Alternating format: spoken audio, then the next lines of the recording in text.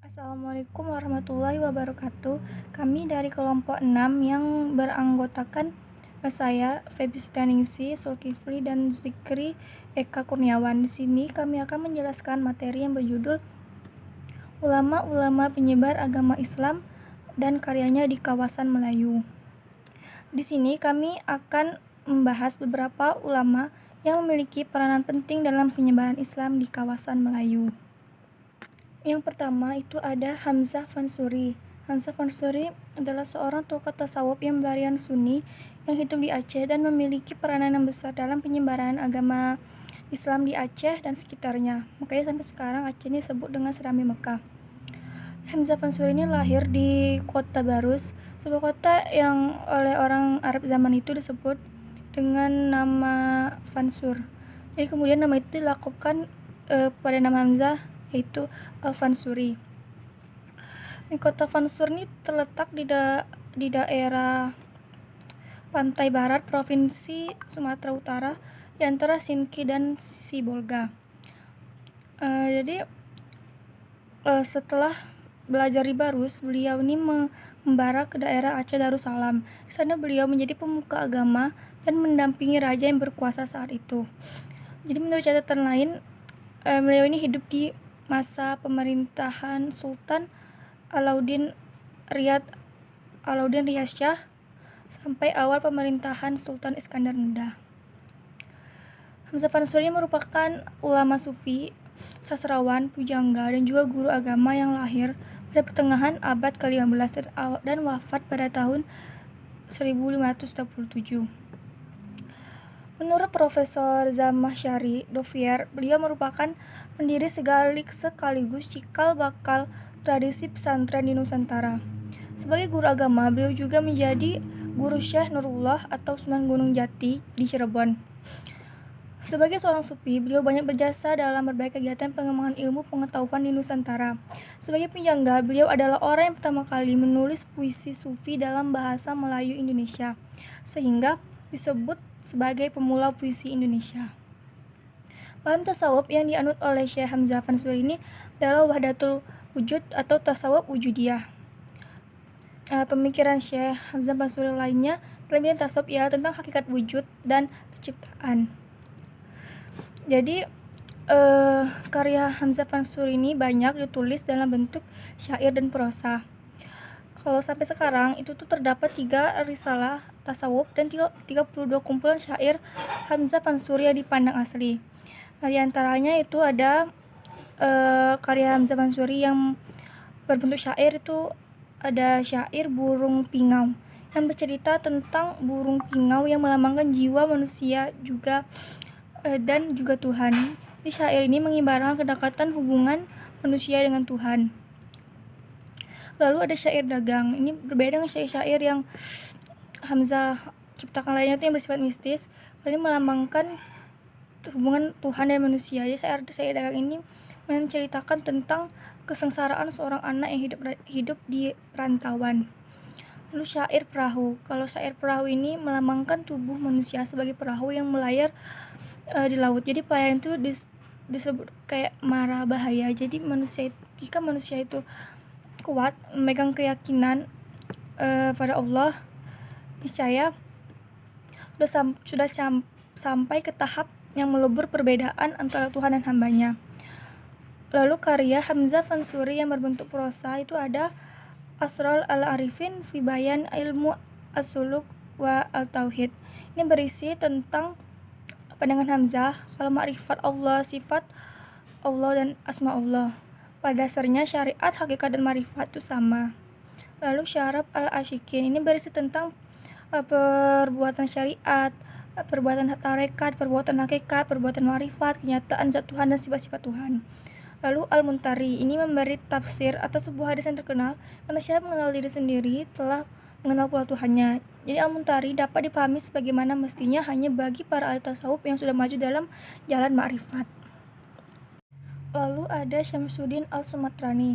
Jadi Syamsuddin Al-Sumatrani merupakan sufi besar yang muncul di Aceh sesudah Hamzah Fansuri. Jadi Syamsuddin Al-Sumatrani juga dikenal sebagai Syamsuddin Pasai karena beliau berasal dari Pasai. Sebagai penulis risalah tasawuf, ia lebih produktif daripada pendahulunya. Banyak mengarang kitab dalam bahasa Melayu dan Arab.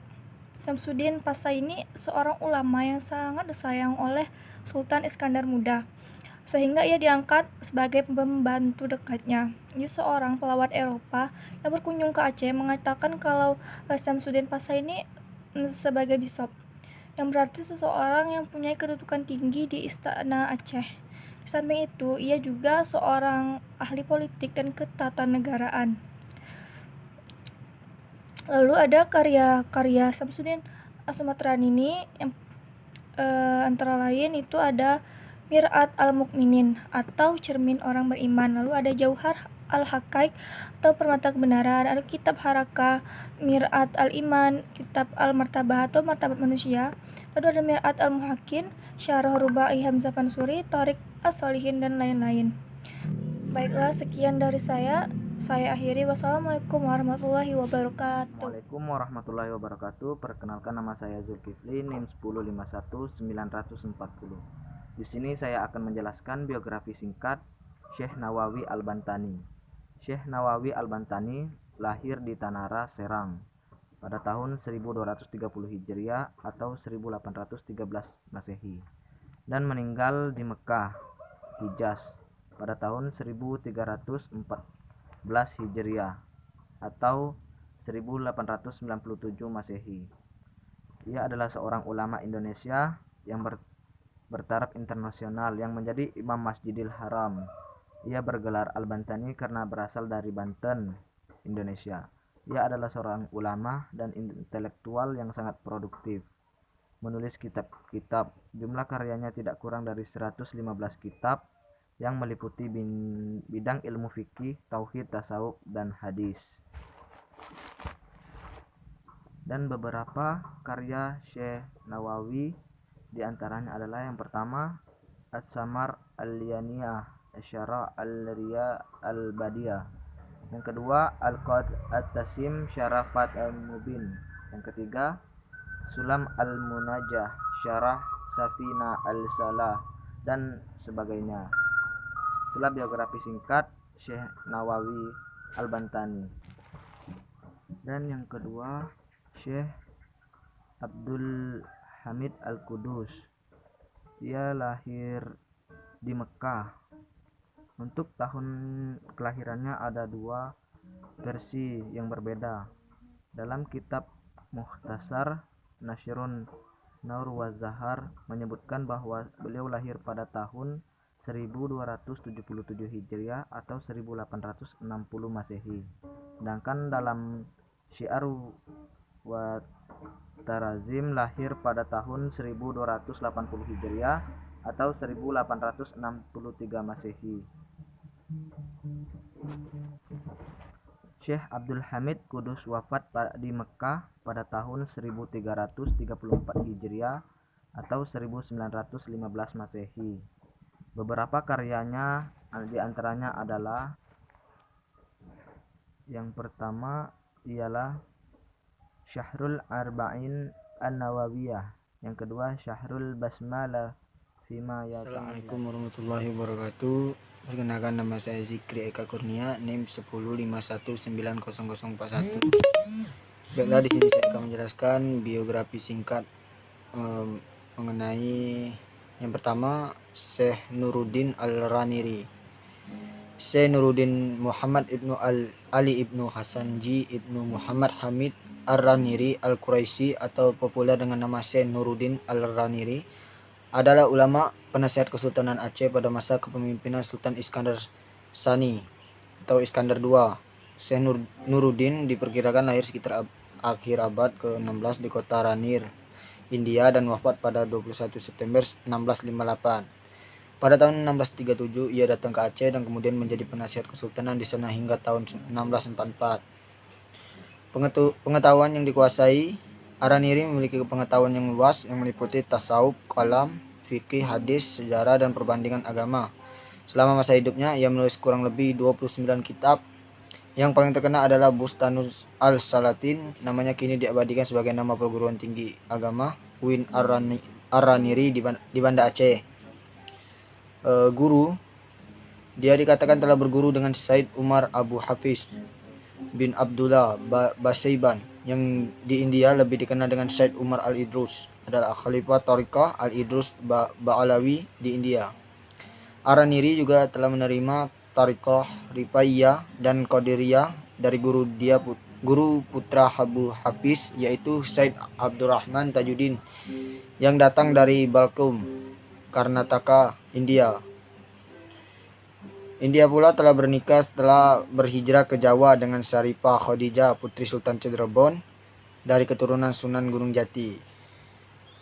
Peranan Al-Qaniri di Aceh. Ar-Raniri berperan penting saat berhasil memimpin ulama Aceh menghancurkan ajaran tasawuf falsafinya Hamzah Al-Fansuri yang dikhawatirkan dapat merusak akidah umat Islam, terutama yang baru memeluknya. Tasawuf falsafi berasal dari ajaran Al-Hallaj, Ibnu Arabi, dan Surawardi, yang khas dengan doktrin wihdatul wujud, menyatunya kewujudan, di mana sewaktu dalam keadaan sukrim atau mabuk dalam kecintaan kepada Allah Subhanahu wa taala, dan fana fillah, hilang bersama Allah. Seorang wali itu mungkin mengeluarkan kata-kata yang lahiriahnya sesat dan menyimpang dari syariat Islam, maka oleh mereka yang tidak mengerti hakikat ucapan-ucapan tersebut dapat membahayakan akidah dan menimbulkan fitnah pada masyarakat Islam, karena individu tersebut suhud atau menyaksikan hanya Allah, sedang karena yang wajib wujudnya itu hanya Allah Ta'ala, sedang para makhluk tidak berkewajiban untuk wujud tanpa kehendak Allah, sama seperti bayang-bayang pada pewayangan kulit. Karya-karyanya yang abadi yaitu Bustan Al-Salatin, Taman-Taman Raja, Siratal Mustaqim, Jalan yang Lurus, Darul Fawaid, Fisyara Al-Qaid, yang terakhir Fawaid Al-Bahya. Biografi selanjutnya dari Abdul Raub Al-Sangkili, Syekh Abdul Raub bin Ali Al-Fansuri As-Sangkili, Singkil Aceh 1024 Hijriah sampai 1615 Masehi, Kuala Aceh, Aceh 11.5 per 1693 Masehi, adalah seorang ulama besar Aceh yang terkenal. Ia memiliki pengaruh yang besar dalam penyebaran agama Islam di Sumatera dan Nusantara pada umumnya. Sebutan gelarnya yang juga terkenal ialah Tengku Syiah Kuala. Bahasa Aceh artinya Syekh Ulama di Kuala. Masa mudanya, nama lengkapnya ialah Aminuddin Abdul Raub bin Ali Al-Jawi Sumal Fansuri As-Sangkili. Menurut riwayat masyarakat keluarganya diduga berasal dari Persia atau Arabia yang datang dan menetap di Singkil Aceh pada akhir abad ke-13. Namun hal itu belum dapat dipastikan karena minimnya catatan sejarah keluarganya. Tarekat Syattariyah. Menurut Syekh Muhammad Naquib Al-Atos, Syekh untuk Tarekat Syattariyah, Ahmad Al-Qurasyi adalah salah satu gurunya. Nama Abdul Raub muncul dalam silsilah tarekat dan ia menjadi orang pertama yang memperkenalkan Sattariyah di Indonesia. Namanya juga dihubungkan dengan terjemahan dan tafsir Al-Quran bahasa Melayu atau karya Al-Baidawi berjudul Anwar At-Tanzil wa Asrar At-Tawil yang pertama kali diterbitkan di Istanbul tahun 1884. Dakwah dan karyanya. Ia diperkirakan kembali ke Aceh sekitar tahun 1083 Hijriah atau 1662 Masehi dan mengajarkan serta mengembangkan tarekat Syattariyah yang diperolehnya. Murid yang berguru kepadanya banyak berasal dari Aceh serta wilayah Nusantara lainnya. Beberapa yang menjadi ulama terkenal ialah Syekh Burhanuddin Ulakan dari Pariaman, Sumatera Barat, dan Syekh Abdul Muhyi Pemijahan dari Tasikmalaya, Jawa Barat. Aziyur Mardi Azra menyatakan bahwa banyak karya Abdul Raub Singkil yang sempat dipublikasikan melalui murid-muridnya, diantaranya adalah Mir'at Al-Tulab Fitashil Muwais. Yang kedua, Tarjuman Al-Mustafid. Yang ketiga, Mawaiz Al-Ba'di. Yang keempat, Terjemahan Hadis Arba'in karya Imam Al-Nawawi. Yang kelima, Tambi Al-Masyi. Keenam, Kifayat Al-Mutahjin ila Musyrah Al-Muwadhidin Al-Qaili bin Wahdatil Wujud. Yang terakhir adalah Dakat Al-Hurub, pengajaran mengenai tasawuf dan teologi. Abdurrahman Singkil meninggal dunia pada tahun 1693 dengan usia 73 tahun. Ia dimakamkan di samping masjid yang dibangunnya di Kuala Aceh, Desa Dayak Raya, Kecamatan Kuala, sekitar 15 km dari Banda Aceh. Baiklah, sekian penjelasan dari saya. Wabillahi taufiq wal hidayah. Wassalamualaikum warahmatullahi wabarakatuh.